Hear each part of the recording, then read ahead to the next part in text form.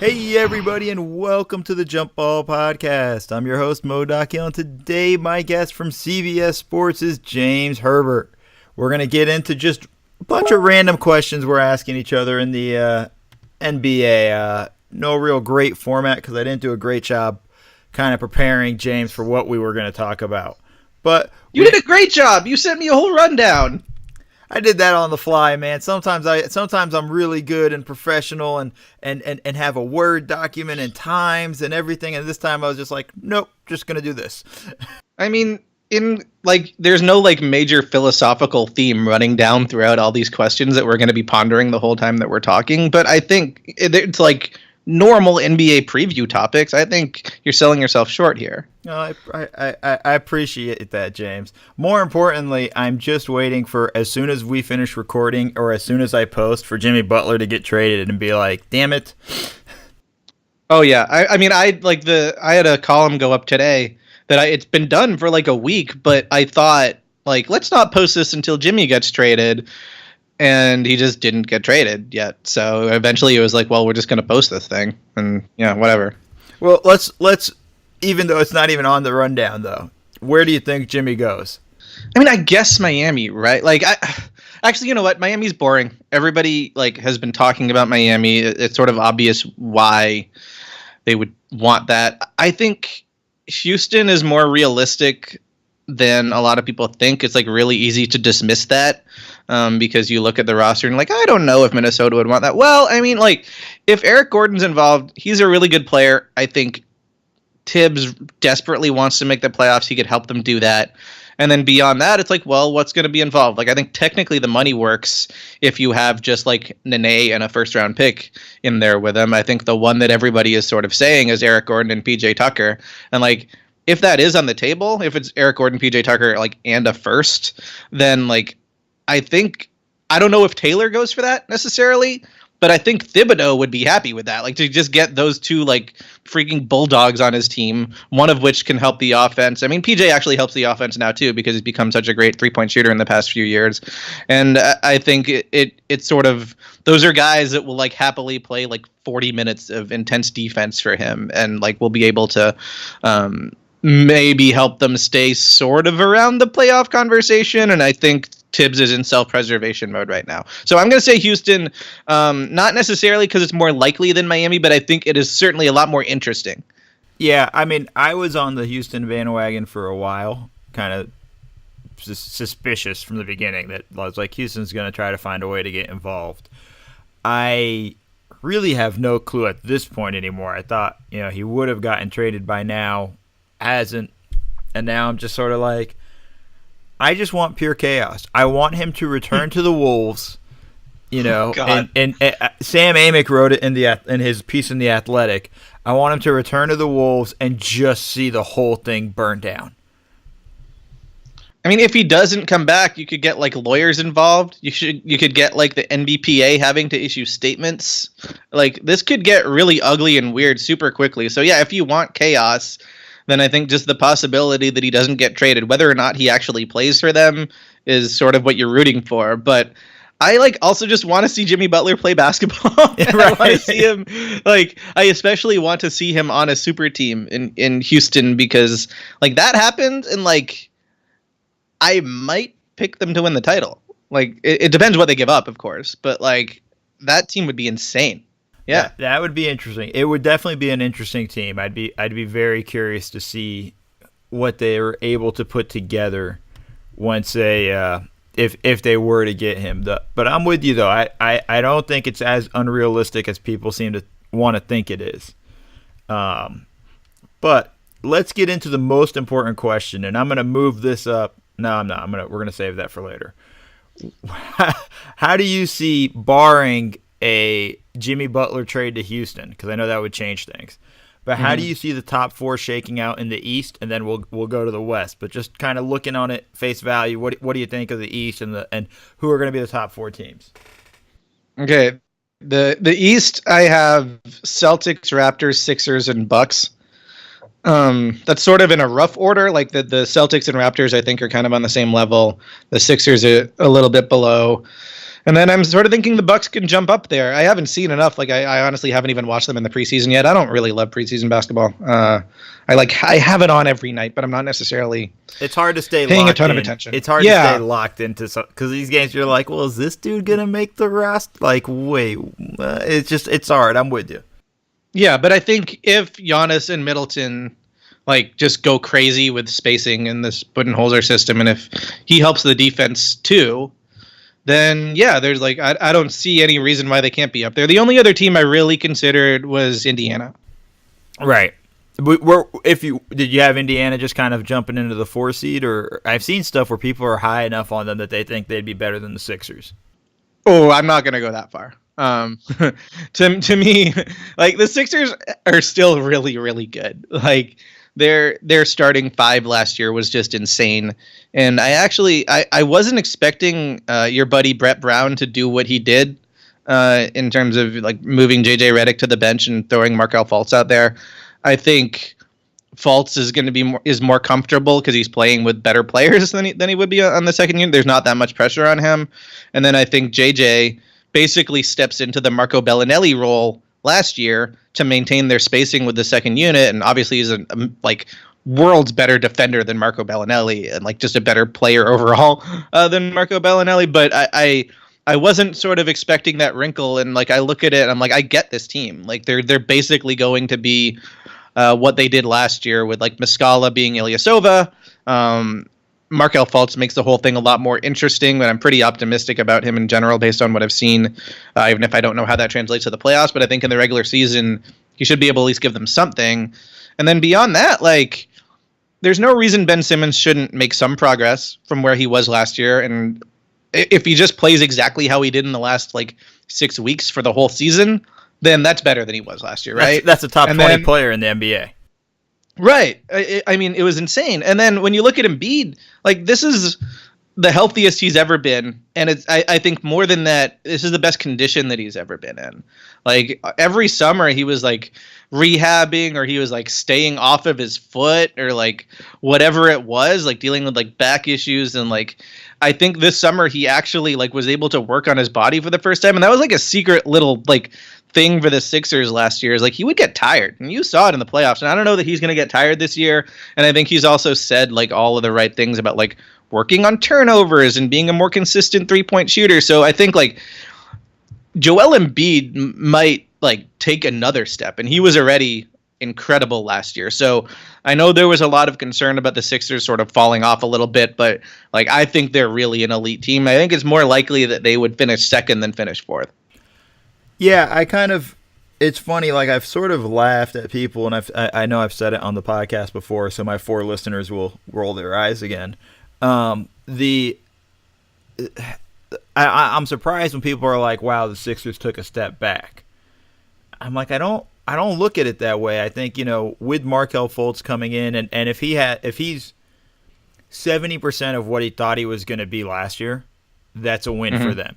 You said it. If Simmons was plays the way he played the last 6 weeks of the season, I mean, to me, that's a top 20 player in the NBA, and that's a huge piece. Embiid can easily be a top 5, top 10 player in the NBA, and you are right on with just the pure fact that he's healthy now, and was able to be healthy in the off season and work and condition and get his body right and things like that. Like that's a huge, huge deal that people don't tend to talk about. And then, the small little moves, like you said, Coach Brown putting Fultz into the starting lineup and bringing JJ off the bench to kind of help sort of spread out the shooting, which also means he's going to stagger the minutes of Fultz and Simmons, that there's always going to be a playmaker on the court, which was times that they were missing last year. Like, it's funny to me when people are like, hey, this is a team that's, they've taken a step back. I go, really? It's just they didn't land the big superstar everybody was hoping they were going to land.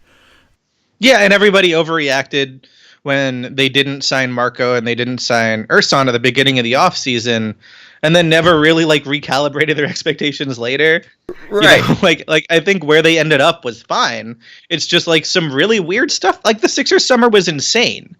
Like between the Colangelo thing, which I don't like. There's not even we don't have time. But like, right. and then like they had Bielitsa. Like he was, it was a reported signing. It was an agreement, and he backs out and goes somewhere else. Like that. Like I get feeling like sort of uncomfortable with the Sixers summer when like you had Brett out there saying we're going star hunting, and like them openly saying that they wanted to go after LeBron, they wanted to go after Paul George. Like I don't know how realistic their hopes of getting Kawhi were, or how serious any of those discussions were, but like that's what their fans were thinking. And I allowed myself to like speculate about that stuff too. So I get it if you're like, I'm not excited about the Sixers summer, but I think to make that jump from like, oh, this wasn't what I thought, to like, actually this team is not as good, or this team doesn't have runway to improve, or this team is in trouble. Like I think that is like really missing the point. Yeah, that's kind of the big thing for me. I'm with you on the top two. Boston, Toronto. I have the same order. Philly, Milwaukee, with Indiana possibly catching Milwaukee. Kind of, yeah. Depends how things shake out with, like the thing to me with Milwaukee is they just don't have the best team. Like it's not, after Giannis and Middleton, like I'm not really blown away by anybody else they have. Like nobody moves me. Nobody really kind of. I really like Brogdon, but beyond him, I don't know. Like, but like, and I don't know if like Bledsoe is like the right point guard for Bud. Oh yeah, no, that's not going to be. I don't know how long that will last. But to me, Brogdon's like a really fun character in the movie, but not really a guy you care about one way or the other. Like he's like. Yeah, he just doesn't. He doesn't move the needle for me. He doesn't make them, the difference between 4 and 5 seed. Like it doesn't matter. Like I don't think he swings the difference one way or the other. I will see. Like he had some really good moments as a rookie, and he was just so dependable. And last year, I think like he just was never really healthy or comfortable. So it's like, does he go back to what he was as a rookie? Does he get like acclimated to the new system on both ends as fast as you hope? Does he actually build on that rookie season? Because he was an old rookie, right? So you never know how much runway those guys actually have. But if he's improved over that, then like I think he could be an impact player. I mean, he sort of does a little bit of everything and doesn't take anything off the table. So like you're right, he's not a star player. But I think if your team has a couple of stars, and I would kind of call Chris Middleton a star, then I think he can be really helpful. But yeah, I mean, I didn't love this roster last season. Like I don't know what, like Tony Snell is like, it might be the most like average player in the NBA, but like in Bud's system, like you sort of like you want guys that feel really comfortable with the ball, passing, making plays, sort of like reading their teammates and all. Like I don't know if he's that guy. Like he looks like a 3-and-D guy, but I don't know that he's actually going to fit in that well. Thon Maker is this like ball of intrigue and potential, but we only really see him be productive for like a couple of games a year. They just happen to be in the playoffs for some reason. I don't understand it, but like it's a weird roster. I'm pretty optimistic about just what like Bud will do for their main guys, but I'm also like I want to see if Bledsoe's still on the team by the trade deadline. I want to see what we get from year 3 of Malcolm Brogdon. I don't think I'm like, when I'm like penciling in the Bucks at number 4, it's like I'm not doing that with a large degree of confidence. I'm really confident in the top 3 teams. Right. Yeah, no, that's the thing. Like for me with the Bucks, at the end of the day with Giannis, everybody's kind of harping on he needs a jump shot. I actually like to see him play, make, and create more for others. And that's something like we don't see a lot of. And for me, that's something that hopefully Bud will be able to kind of bring out of a little bit more in Giannis. Whether the jumper comes or not, who knows? But, I think being able to kind of know that when he drives that he's going to be able to find guys, whether it's out on the wings or cutters, is a lot more dangerous right now. And it's something that he doesn't do very well in that regard. So I think that's going to be interesting. And, yeah, I mean, the Pacers are the Pacers. I'm not a big believer in them in the sense of I think they caught a lot of people off guard last year. I don't think I like that they brought Tyreek Evans in, but look, like it's not like, again, that doesn't move the needle that much for me, so I'm not sure where all the huge Pacer optimism is just because they took the Cavs team that clearly didn't give a shit to 7 games in the first round of the playoffs. Like, it's a lot of people are like, well, they did that, and I'm like, well, that doesn't carry over necessarily to next season. No, I mean, they're going to have to prove it again. They're going to have to do it against a league that isn't going into the season thinking they're tanking. Like it's going to be harder, but I do think the roster's better. And I do think like Victor should be better year 2 there, having dealt with the sort of increased scrutiny that came with like becoming a star. Miles Turner's in a lot better shape. Sabonis is a year older.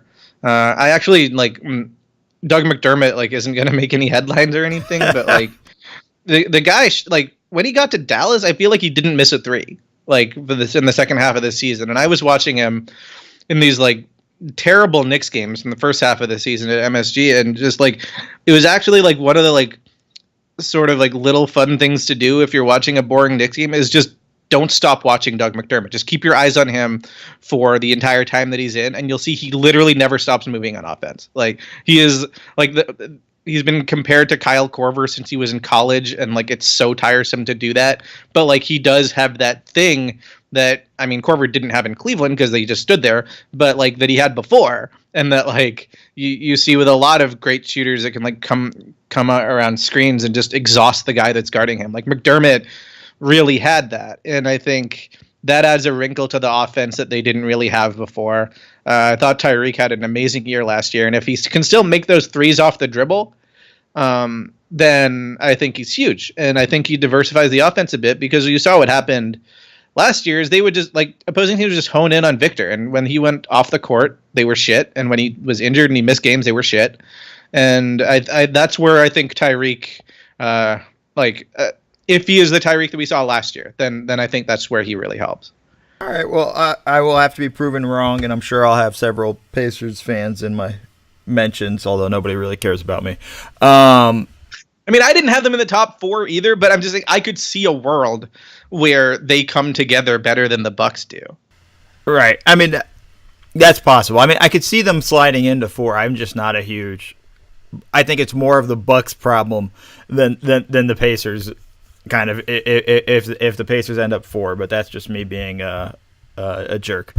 Well, this is also it's just the East. If these teams were in the West, like we would not be talking about it. Would they even be in the playoffs? That's a really good question. I don't know the answer. Yeah, no, it's so difficult. But let's move to the West. This is a perfect segue. Who are your top 4 teams in the West, barring a Jimmy Butler trade to one of these teams? The Warriors, the Rockets, the Jazz, and the Thunder. That's in like a kind of rough order, in that I think the Warriors are the best team, but like after last year, I don't have confidence they'll necessarily have the number 1 seed. Like I see the argument for that happening is like now they're starting these like young centers, and then DeMarcus is going to energize them and they're going to figure it out. But like still, like these guys have been there. Like I don't know if they're going to give enough of a shit for them to win like the 65 plus games that they're obviously capable of. And then there's like a lot of questions about the Rockets and the Thunder. I think the Jazz are like weirdly the team that I feel best about, but I just didn't. I couldn't quite put them number 2. See, I'm putting them number 2. All right. I'm confident in them. I don't know if that leads to playoff success. You know, I just think it's different because of Rudy. Yeah, right. But just defensively, I think they can be great. I think, you know, they have a chance really to. Last year Rudy missed like 15, 20 games or something. Like we all wrote them off as soon as Rudy went down. Yeah, and it wasn't even just that. Like it took Ricky Rubio a long time to get comfortable. And like they just like Donovan Mitchell was a freaking rookie. Like right. It took them a while. Like it was like Rudy came back, and like that obviously is like why they were the best defensive team in the league at the end. But like it was also like Rudy came back and then they found an identity, right? And now they get to start the season with that because the entire team is back. Like they didn't change anything. No, and I think, you know, the big hope for them too is they get a boost from maybe finally Dante Exum's healthy and they can kind of get a boost and he can kind of play the Andre Robertson role for them. Yeah. You know, and hopefully maybe even be a bit better than Robertson, especially from shooting from the corners. But the perpetual breakout guy. Every single season he's in the league, it's about to be his breakout year. You know, and it's hard because you just kind of keep waiting. Like, come on, buddy, you can do it. And it's just, you hurt your ankle again. He shows you enough to like really believe it too. Like I say this, and like I'm not like, I'm not making fun of him. Like, I genuinely believe he could break out this year. Like, what we saw in the playoffs when he was guarding James Harden, like, that wasn't some kind of fluke. Like, we've seen him basically guard 3 positions since, like, his first summer league. Like, he has talent. It's just a matter of him, like, actually staying on the floor. Yeah, no, and that's the thing. Like, he showed so many flashes, last year in the playoffs when he kind of came back, that it was like, oh, wow, if you have a full season of him, I think that, it makes a big difference. I think they have one of the best coaches in the NBA, at least a top 5 coach in Quinn Snyder. I think they just got so many things that are going well for them. I feel like they're all on the same page, and everybody kind of has an understanding of their role, and that continuity really helps. I think Houston's kind of trying to figure out what, how to work in Melo. What's the story with everybody. They've lost Mbah Moute and Ariza, who I wouldn't be surprised if Ariza somehow ends up back in Houston after the trade deadline, gets bought out, and then ends up back there, and then things will be a bit different. But for the time, that would be amazing, right? I honestly would not rule that out, James. Like, I honestly think that's something that could easily happen. But I think that's kind of the thing that worries me about them, is they still got to kind of figure this stuff out. They're Jeff Blazidich, I can't say his last name. Blazdelik. There we go. Wow. Okay. That's a lot easier than I thought it was. All right, Blazdelik retiring basically like a few days before training camp when he was their defensive coach. Like, I don't know. That kind of scares me and worries me about their defense, because that was what put them over the top last year. That's what made them the number 1 seed in the West. The offense is going to be there, and it's going to be humming, and they're going to score a ton of points, but can they get the stops they need to? So I have them third, and I have... Yeah, that's fair. I sort of have, like when I look at, like, Rockets, Jazz, like, to me, that's sort of like Celtics, Raptors. Like, they're just sort of interchangeable. Like, I didn't know what to do, but I was like, I'll just, like, I'm gonna trust, like, the star power of Houston and having D'Antoni and whatever. But yeah, absolutely, your points are well made. Yeah, and I'm not trying to trash on D'Antoni. He's a great coach as well. I just don't know if it's... I'm just worried there when you look at what's going to happen to them defensively. And then I have OKC rounding out, the 4 seed. I think this is the OKC team I wanted to see last season. This is the team without Melo that I wanted to see. Like, I thought they would have been better off last year not trading for Melo and going with the Russ and PG kind of tandem. So I'm assuming Russ is healthy when he does come back, because, God, it seems like his umpteenth knee surgery. So many, that I'm beginning to get a little bit worried, but I can kind of see that being the thing. But I don't have anybody else really kind of sneaking in there. I don't see Denver going from not making the playoffs to making that leap. They could, like, Millsap missed so much time, right? But they're still bad defensively, man. It's just they're so bad defensively. I don't see them jumping into the top 4. I see them making the playoffs. I don't see the Lakers jumping into the top 4. I mean, they just have such a lack of shooting that I'm very curious, to see what happens to them, and everybody else. I just feel like are going to be fighting for the last 4 playoff spots. So that's kind of. I sort of thought about the Nuggets. I sort of thought about the Lakers and also the Pelicans. But yeah, I had the same top 4 as you. That's kind of it. Let me ask you this, and this is going to be a more fun question. Okay, you got to jump into a photo booth, James. What 3 NBA mascots are you taking with you? I have not really thought about this. I just thought of this question on the fly, so forgive me for springing it on you. But what 3 mascots are you going in with? Well, I mean, Benny the Bull is, like, just an absolute legend, and he would have to be one. I, like, personally, from growing up in Toronto and having one picture that I will treasure for the rest of my life of me doing push-ups with the Raptor, like, and it, like, there's, like, sort of emotional connection there. And also I will have, it's the same guy. Like, I've talked to him many times now because I was living in Toronto covering games for so long. And, like, it is the same dude from day 1 of the franchise. I don't know when he's going to retire, but when they do, they're going to have to retire the Raptors number, and he'll be the first Raptor to have his jersey retired. And that's pretty weird, but that is my opinion, and I will not budge from it. And then I don't want to take a 3rd NBA mascot. I want to take Gritty. Gritty's creepy as all hell, dude. Come on. Gritty looks like the mascot that might eat you. That's great. That's perfect. That's what I want mascots to look like. And actually, on that note, I am going to throw Benny the Bull out of the photo booth, and I'm going to drag the King Cake Baby in because he also looks like he might eat you.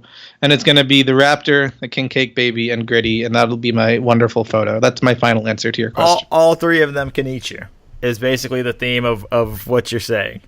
And exactly. You know, the key is if you're going to get in the photo booth, I honestly highly recommend whenever you set up this photo shoot, I highly recommend you go to my friends at Brand Active Media. The guys at brandactivemedia.com set up all these photo booths. They do a lot of fan fests with the NFL. They've been at the All-Star game for both, or it's called the Pro Bowl, I guess, in the NFL. It shows how much football I watch. The Pro Bowl. They've been at the Super Bowl. They've been at LA Galaxy Fan Fest. They were at the NBA All-Star game last year. They do a whole bunch of things. They do a lot of private events. Good times. We're heading close to the holidays. It's not too early to start thinking about having the guys at BAM show up to your holiday party, and you guys can have some fun photos and things like that. They are all tied to social media. Very easy to upload to your Instagram, to your Facebook, Twitter, whatever else you're using, Snapchat. And if you let them know that Mo from the Jump Ball sent you, they'll allow you to print all these items for free. So all your pictures, the printing comes for free if you let them know that Mo from the Jump Ball sent you. So remember to check out my friends at brandactivemedia.com. All right, I got myself a little winded from that read there. You were really going strong, yeah. Yeah, I was like, it's one of those things where I was like, okay, just I don't need air. I can just keep going. All right, so the next question I got for you is, what team, and I think we've answered one of the teams we've mentioned already, but what team takes the leap to the upper tier this season? And when I mean that, I mean like what team's going to go from a lottery team or something like that where you're going to be like, man, this is a good team, this is a playoff team. Probably doesn't apply for most guys in the East who will make the playoffs with the worst records ever. Or, same thing going from like being a playoff team to actually being an actual contender. Now, we know there's no real contenders because the Warriors are probably just going to win it all. But who's kind of made that leap? I'll give you two answers. Like for what you said, like a terrible team that could be actually pretty good. Like I think Dallas could be that team. They just make so much more sense now. Like it's not just that they added talent, but like adding that talent pushed their other players into roles that are like better suited for them anyway. And I think if Luka is who I think he is and who a lot of us nerds think he is, then like they're going to be in pretty good shape. And if Dennis Smith makes a jump from where he was last year, like that helps too, and that seems pretty reasonable, right? So I don't think they're going to be a playoff team, but I think they could be like sort of in that mix for part of the season, and then they'll probably fall off. But I think they could at least be like an encouraging story and like not a like garbage tanky team. And then as for like becoming a contender, like it sort of depends how you define contender, but I think like the way that we're talking about Utah, like we should probably say the Jazz. Like if they go from what they were like going into last season, there were a lot of questions about what kind of team they would be.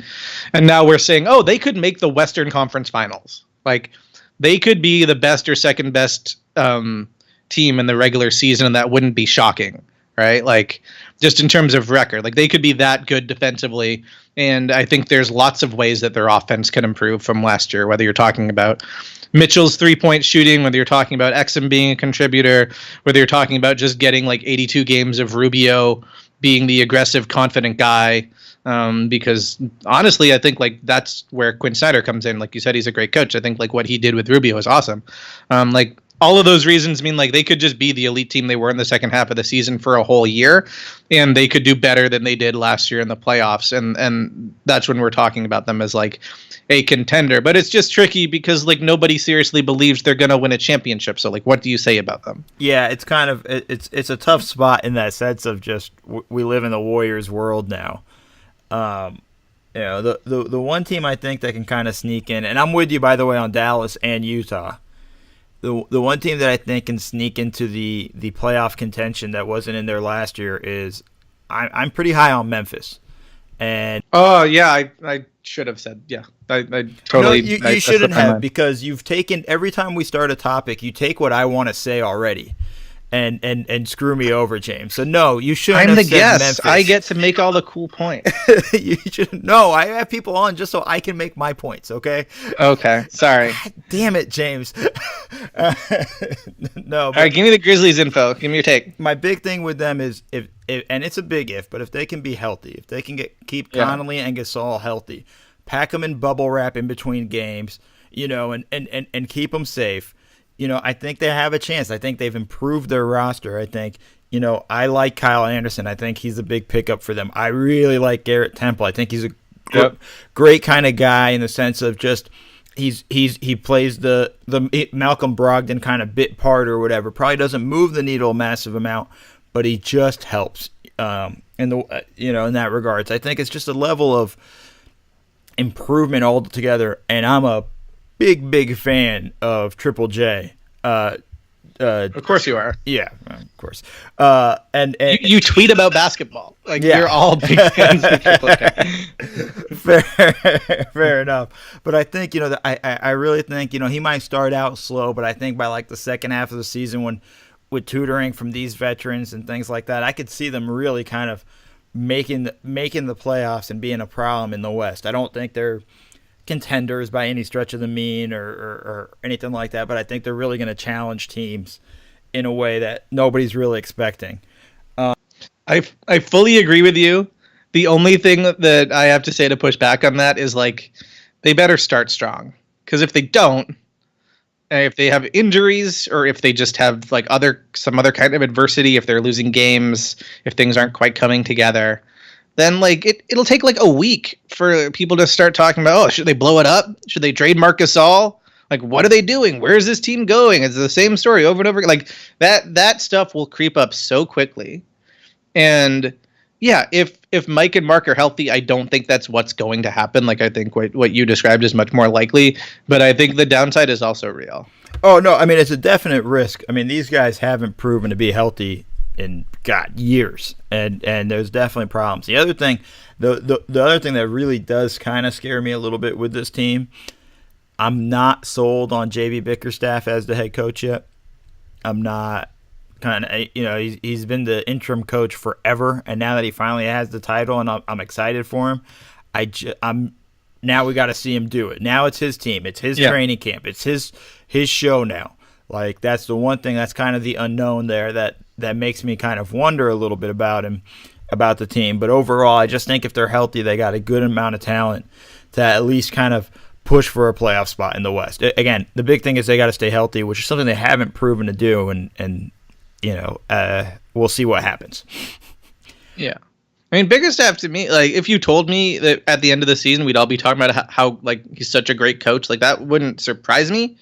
But I'm just I'm looking at what he's done, and it's that Houston situation, that team kind of hated each other. And last year, the Grizzlies, they were just they were just wrecked. They were just ravaged by injuries. They were having to sign random dudes from the G League to come play for the team. Marc Gasol was openly talking about how he wasn't happy. It was just it's not I feel almost like I do about rookie players, where I'm just they can be really bad and I'm not going to judge them that harshly. They can be good and I'll be hey, cool. It's Bickerstaff didn't show me anything in those two stops when I'm oh yeah, that's good. I'm really optimistic. I think he's going to be a great coach. That didn't happen, but I'm not going to look at those stints and be yeah, he sucks. I'm kind of all right, show me something now. This is when it's real. You have what is theoretically a healthy team going into the season. I did catch a little bit of a Grizzlies game.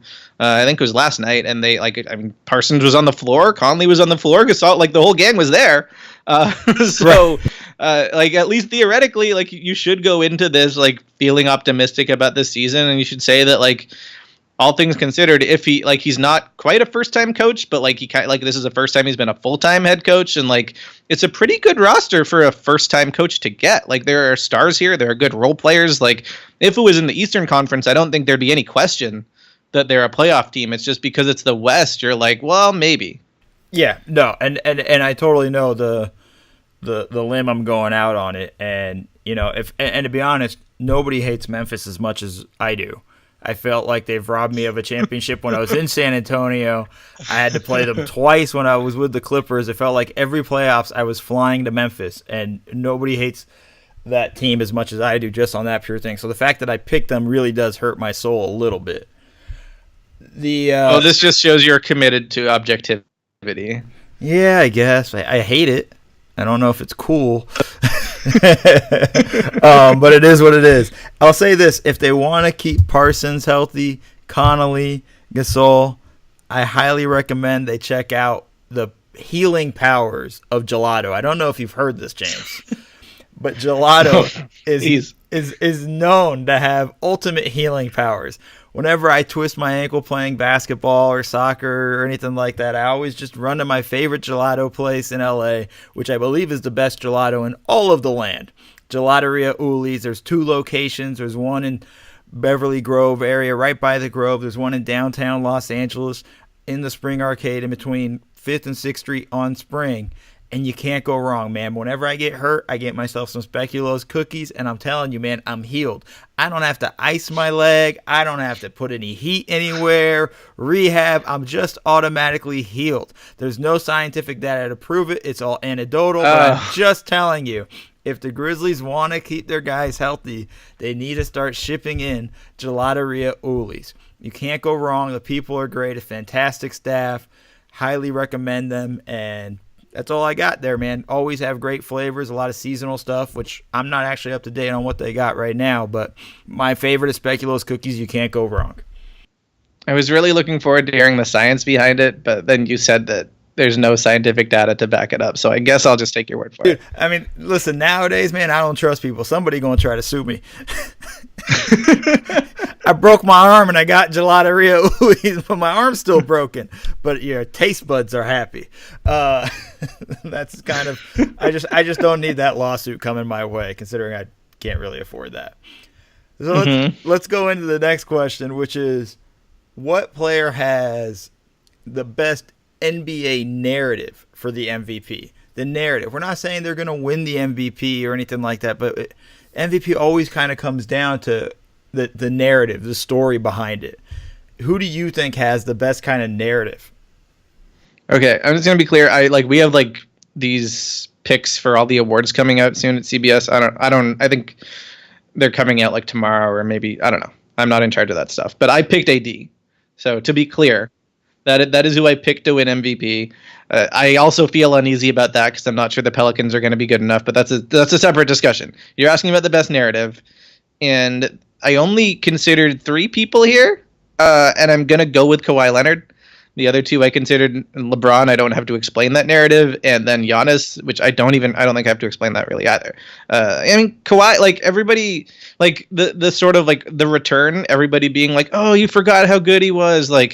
If he makes the Raptors into a truly elite defensive team, including being able to shut down the best teams in the league, if he puts up a ton of points like he should, and if they win 60 plus games, I mean, that would be the first time in franchise history that they've done that, if they win 60 plus. And I think the story, just his future is going to be a big story. And if it seems like everything is going badly in Toronto, the vultures are going to descend and people are going to be speculating about his future. If it seems like everything's going well, then there's a lot of media up there in Canada that would like to write about that too. I lived in that market. I was in that media market, and I think if this is truly the best team in the East, if it looks like a real contender, it is going to be a huge, huge story, and you will no longer hear people up in Toronto complaining that ESPN ignores them and all that stuff. They actually have a decent amount of national TV games on this season, and I think if Kawhi ends up being that guy and they end up being that team, then I think he could easily win MVP. But yeah, I picked AD for some reason. I'm an idiot.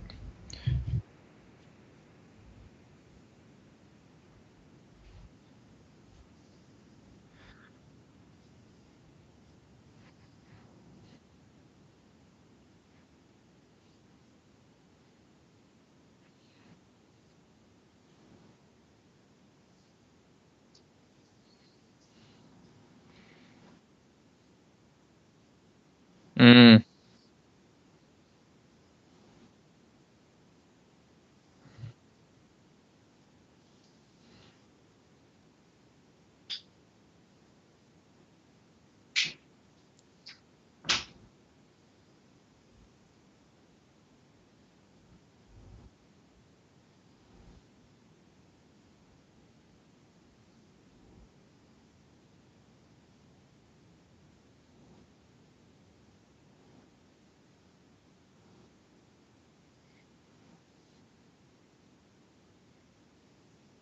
Yeah.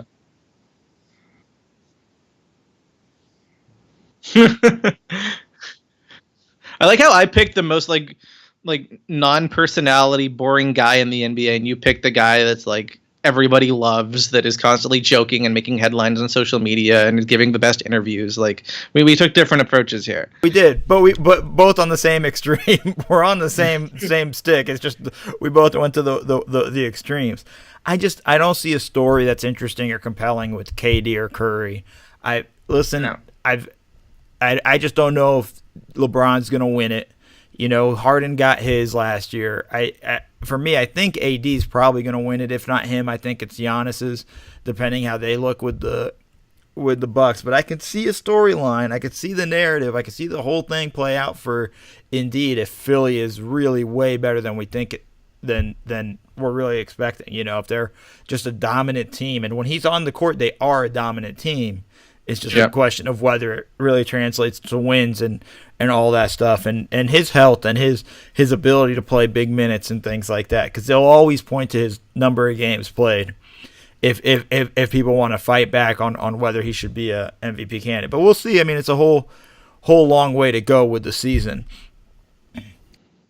But like, I'm the guy that was sitting here like 20 minutes ago talking about how he could actually be way better than he was last year, and he was already so good. So yeah, I think that's the way he gets it. If there's like a big leap from what he did last year, because he can play more minutes, he can move better, he's more athletic, he shoots the three better, he takes care of the ball better, he passes better out of double, all of that stuff. Like that stuff you expect is like, that's pretty much, if he stays healthy, that's going to happen in the next 5 years. Like we can pretty much, like, he works too hard for that not to happen, right? Right.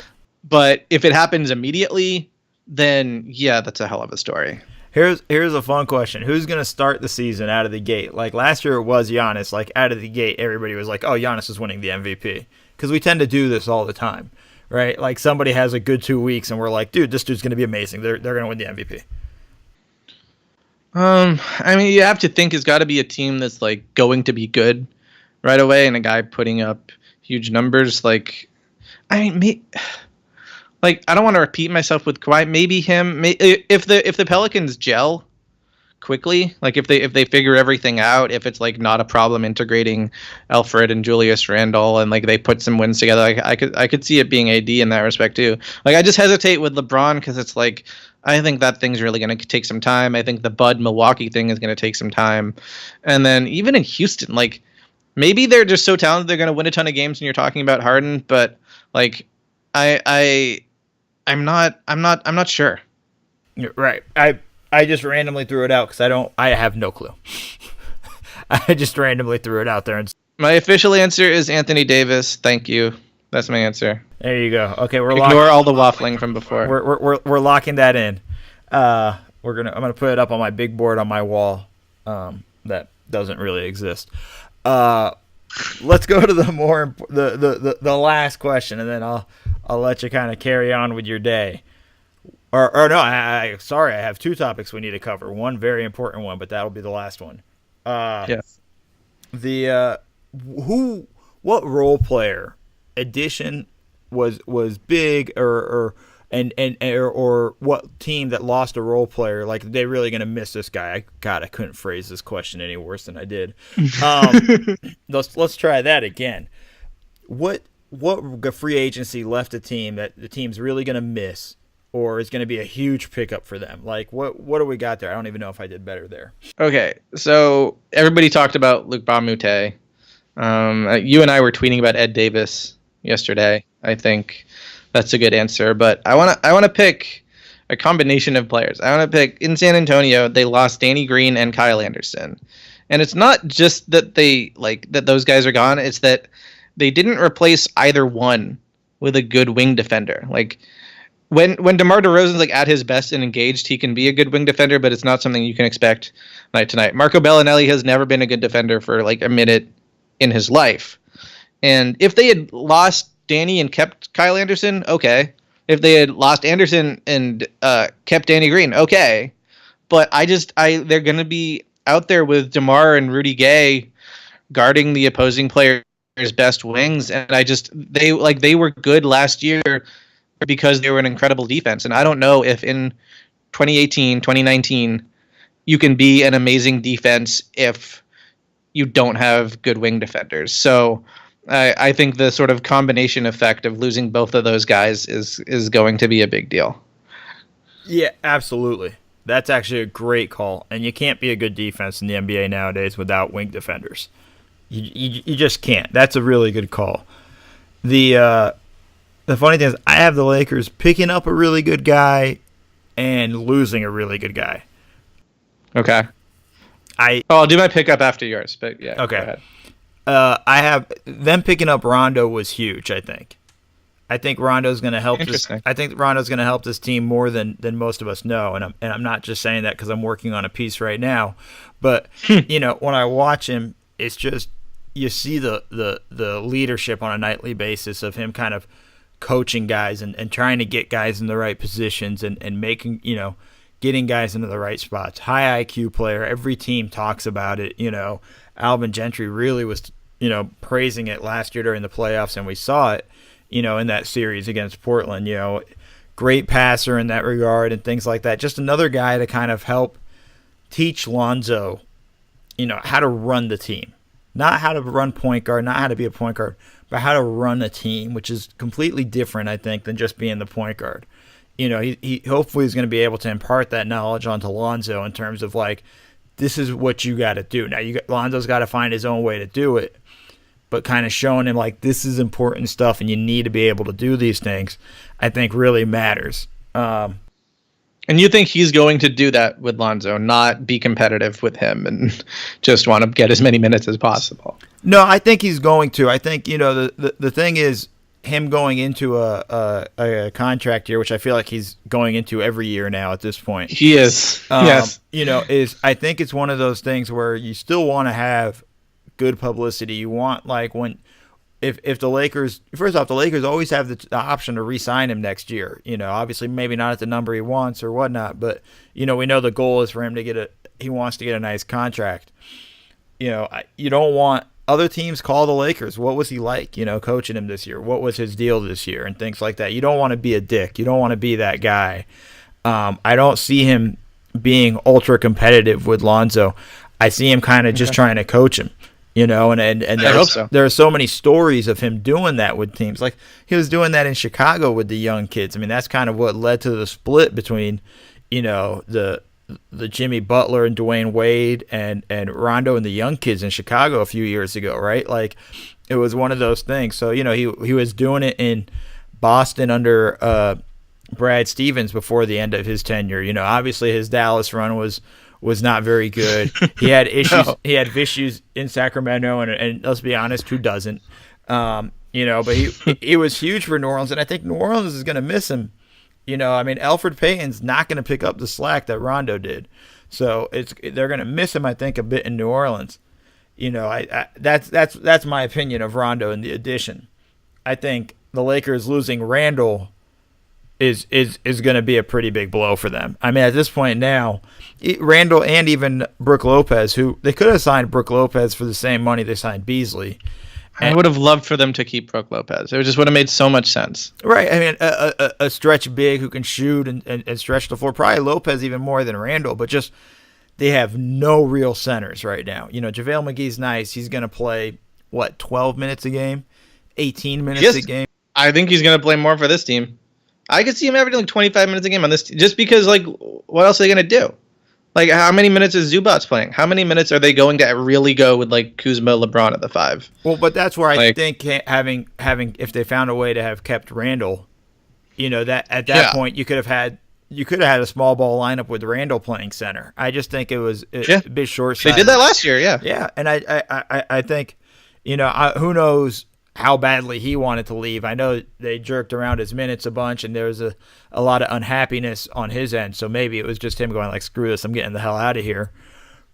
But I just kind of felt like they could have done better, whether it was Randall or at least find a way to keep Brook Lopez, who's not any sort of defensive stalwart by any stretch of the imagination, but at least a big that kind of makes sense. I really think they kind of screwed themselves a little bit in that regard.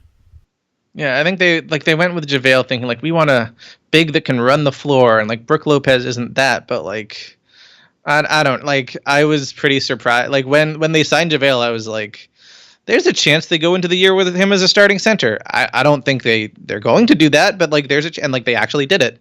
Like that's actually what's happening, and it's pretty wild when you look at that roster. And I think there's like if you look at what happened the first year LeBron was in Cleveland, a lot of people are like pointing to that as like, well, maybe they're going to change over half the roster before the deadline. Like, I don't know. I don't know how much flexibility they're really going to have here.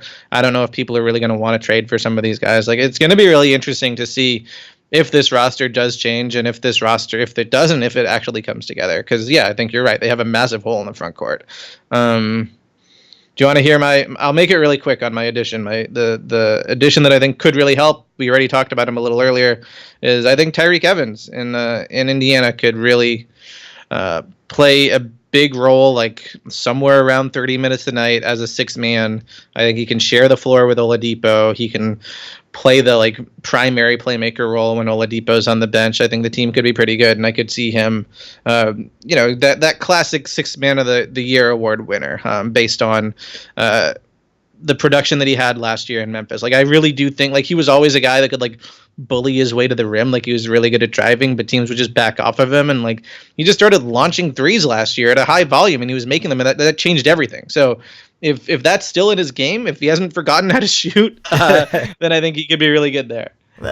I mean, we've spoken about it, so you know my skepticism about it. But more important, my skepticism of you and not liking pumpkin pie almost derailed me asking whether you should come on the podcast or not. Defend yourself, man. How do you not like pumpkin pie? Well, this is an unfair leading question because you're making assumptions here. I feel personally attacked. I'd like to make it very clear. I don't hate pumpkin pie. It's fine. There's nothing wrong with it. I've enjoyed it as part of holiday meals. I would say I haven't eaten it a ton outside of that. I never crave it. I'd just like to say that like there's just better pies out there. An apple, peach, blueberry, strawberry, rhubarb, all of those are preferable to pumpkin pie. That doesn't mean pumpkin pie is trash. That doesn't mean you should never eat it. I don't even really think about pumpkin pie as I go about my day-to-day life. Nobody ever feels comfortable with being described as fine. What do you think of Mo? Oh, he's all right. He's fine. Nobody likes that. So you can't describe pumpkin pie as fine. Pumpkin pie is inoffensive. Listen, it kind of is though. It's sort of like, oh, how cute, one of those. It's a replacement level food. Man, listen, dude, pumpkin pie is fantastic. Fall is the best because of pumpkin pie, and I'm not a big pumpkin guy. I'm not a pumpkin spice latte guy. I'm not a pumpkin bread and all that other stuff, okay? But just give me a pumpkin pie with a little whipped cream, and I'm going to be quiet. I'm going to be happy, and I'm going to eat my pie. I'm shocked that you don't crave it, because maybe you just haven't had good pumpkin pie. But there are a few places I've gone to where I've literally have driven by a pie shop and said, oh, got to pull over, going to go get me a pumpkin pie. There's a place called Pie Hole. Do you know what their pumpkin pie is called? I mean, if the place is called Pie Hole, I assume all of the pies are named equally well. It's and I only discovered this last year when I was buying it for my friends for Thanksgiving. It's called Moe's pumpkin pie. How could like they know? It's perfect. Do you actually love that specific pumpkin pie, or are you just blinded by the fact that you see yourself in it and that name feeds your ego? I loved pumpkin pie long before that, but let's just be honest. Anything feeding my ego is always healthy. So, it helps in every instance. But I'm just telling you, James, pumpkin pie is freaking fantastic. Oh, God, if Uli's Gelateria finds a pumpkin pie gelato, dude, that's it. Just add 20 more pounds to my weight right now, because that's just going to come right inside. Let me make myself clear. Like, I have an open mind on this issue. If you actually have outstanding pumpkin pie to recommend to me or offer me if I'm in Los Angeles, and not just something that happens to have your name on it, but is actually really great, then I'll gladly try it. And I'm open to the possibility that it'll blow my mind. I'm just saying, like, it's not my favorite pie. Is it your favorite pie? Like, when you think of pie, is that the first thing that comes to your mind?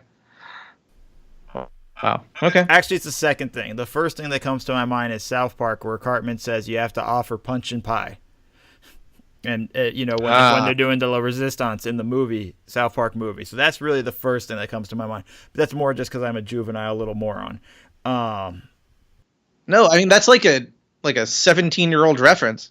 Like, I was in high school when that movie. That's great. Yeah. No, I got all the Good old pull. movie references. All right. I'm good with that stuff. I'm kind of up to date on some of the new ones, but I'm still kind of old. James, man, this has been a lot of fun. And when you come here, I'm taking you to gelato and pie. Oh my God, that sounds great. I'll be there tomorrow. Yeah, I'm on my way. Wait, really? No. Okay, good. I got scared. Sounds like a great time. So. I usually just promise this to people and then hope they never show up. So, that's the thing. I will remember. That scared me for a moment. Yeah, I'll lose your number. Wow. I thought we were friends. This is bullshit. James, I'm a little snaky bastard. Plug your stuff, man. Tell the people where to find you. Just cbssports.com /NBA. Or just my Twitter account is stupid and insane, but it's at Outside the NBA. I had something go up. It's just like a column on like how to measure success for each team in the West. The East will be coming out tomorrow, and then I have like a whole bunch of stories that will be published in the next week and a half, 2 weeks before the season starts, including some interviews that I've done but have not gone up yet. So yeah, I'm just gonna be flooding you guys with content. You're going to be flooding us with great content. I actually read the measure of success for the Western Conference before we got on, so I'm looking forward to the Eastern Conference one coming out tomorrow, dude. You do a great job, man. I highly recommend you go follow him Outside the NBA. And James, thanks for coming on, man. Thank you, Mo. That's it for our show. Be sure to rate us, like us, leave reviews on iTunes, SoundCloud, Google Play, Stitcher, wherever else you go to listen to your podcast. You can also catch us on YouTube. Have a good week, guys.